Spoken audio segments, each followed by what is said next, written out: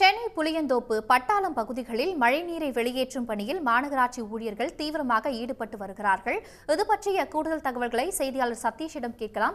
சதீஷ், இது தொடர்பான முழு விவரங்களை பதிவு செய்யுங்க.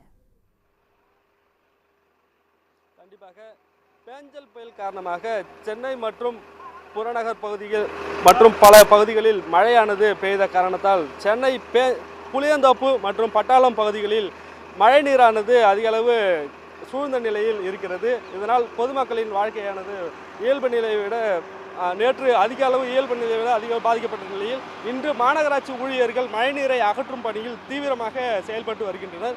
குறிப்பாக மழைநீரை அகற்றுவதற்காக 4 கழிவுநீர் வாகனங்களை கொண்டு வந்து இங்கு சூழ்ந்துள்ள மழைநீரை அகற்றி வருகின்றனர். அதே போன்று ராட்சத மோட்டார்கள் மூலமாகவும் தண்ணீரை அகற்றும் பணியில் மாநகராட்சி ஊழியர்கள் அகற்றி வருகின்றனர்.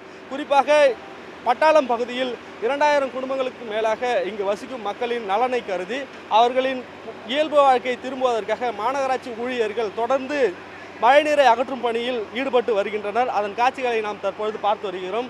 இன்னும் 2-3 மணி நேரங்களில் மழைநீரானது அகற்றிவிடும் என மாநகராட்சி தரப்பில் கூறப்படுகிறது.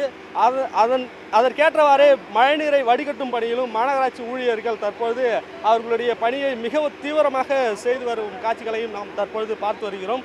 இங்கு சுமார் 50க்கும் மேற்பட்ட மாநகராட்சி ஊழியர்கள் இந்த பகுதியில் சூழ்ந்துள்ள மழைநீரை வடிகட்டும் பணியில் தீவிரமாக ஈடுபட்டு வருகின்றனர். களத்தில் இருந்து தகவல்களை வழங்கியமைக்கு நன்றி சதீஷ். சென்னையை அடுத்த நசரத்பேட்டை குடியிருப்புகளை மழைநீர் சூழ்ந்திருக்கிறது. இது பற்றிய கூடுதல் தகவல்களை செய்தியாளர் பரத்திடம் கேட்கலாம். பரத், தற்பொழுது எவ்வளவு வீடுகளுக்குள் மழைநீர் சூழ்ந்திருக்கிறது? விவரங்கள்.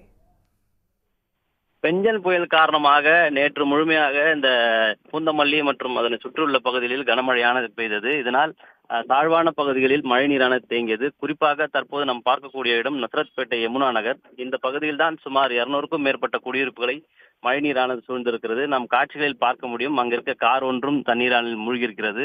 அதே போன்று வீடுகளுக்கும் தண்ணீரானது புகுந்திருக்கிறது. குறிப்பாக இந்த பகுதி மக்கள் தற்போது இயல்பு வாழ்க்கையை முற்றிலுமாக முடங்கியிருக்கிறதுதான் என்று சொல்ல வேண்டும். ஏனென்றால் குடிப்பதற்கு தண்ணீர் கூட கிடைக்காமல் குடங்களை தலையில் சுமந்தவாறு இடுப்பளவு தண்ணீரில் சென்று வருகின்றனர். இதனால் இந்த பகுதி மக்கள் பெரும் சிரமத்துக்கு உள்ளாகி இருக்கிறார்கள்.